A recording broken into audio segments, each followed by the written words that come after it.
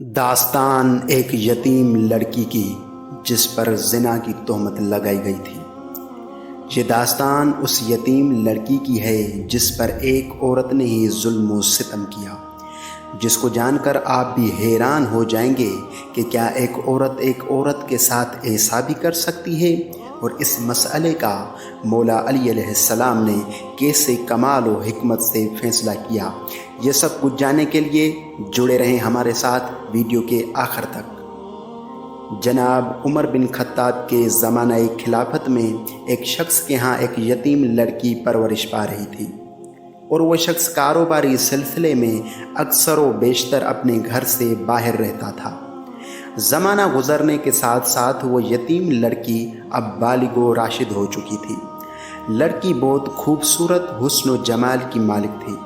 اس شخص کی بیوی پر ہر وقت یہ خوف غالب رہتا تھا کہ اگر اس مرتبہ میرا شوہر واپس آئے گا تو ضرور بضرور اس لڑکی کے حسن و جمال کی وجہ سے اس پر شیدائی اور فریفتہ ہو جائے گا، اور مجھ سے زیادہ اس کو چاہنے لگے گا۔ اسی وہم و گمان کے چلتے ہوئے اس عورت نے وہ کام سر انجام دیا جس کا کوئی تصور بھی نہیں کر سکتا۔ اس عورت نے یتیم لڑکی کو دھوکے سے نشہ آور دوا پلا دی۔ جب دوا نے اس یتیم لڑکی کو بے ہوش کر دیا تو اس عورت نے محلے کی چند عورتوں کو بلایا اور ان عورتوں کے سامنے اپنی انگشت کے ذریعے لڑکی کا پردہ بکارت زائل کر دیا۔ جب اس عورت کا شوہر سفر سے واپس آیا تو اس نے اپنی بیوی سے یتیم لڑکی کے بارے میں دریافت کیا، تو اس عورت نے کہا کہ لڑکی نے اپنی عصمت کو برباد کر دیا ہے۔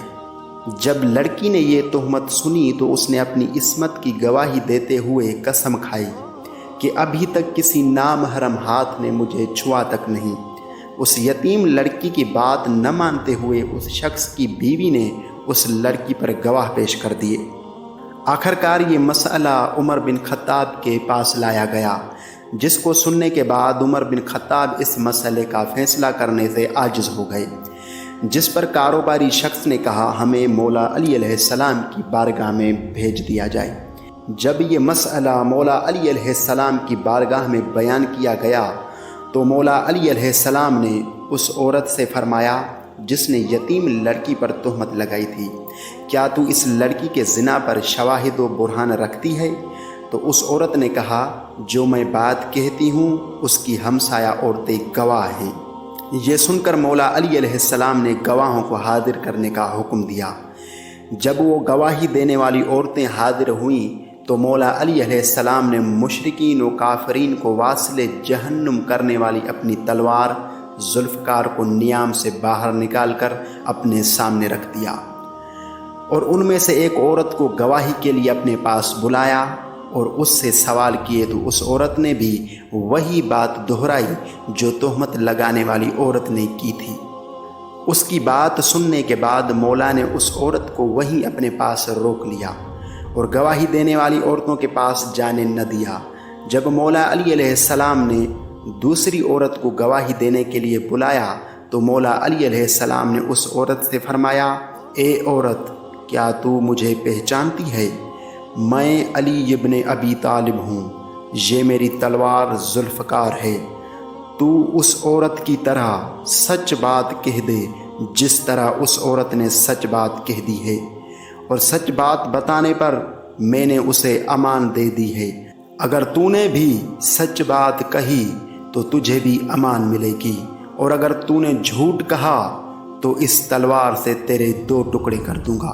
یہ سن کر وہ عورت گھبرا گئی اور بولنے لگی اللہ مان مجھے بھی امان دیجئے، میں سچ بتاتی ہوں۔ اس وقت مولا علی علیہ السلام نے فرمایا اے عورت، تو امان میں ہے، سچ بات بتا دے۔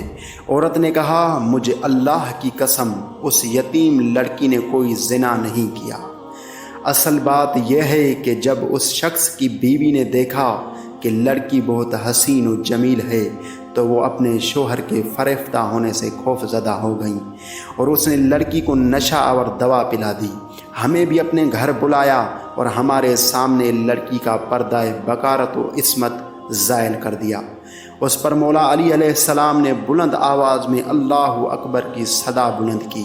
اس کے بعد مولا نے حکم دیا کہ عورت کو حد القذف زنا کی تہمت کی سزا دی جائے اور اسے اپنے شوہر سے الگ کر دیا جائے۔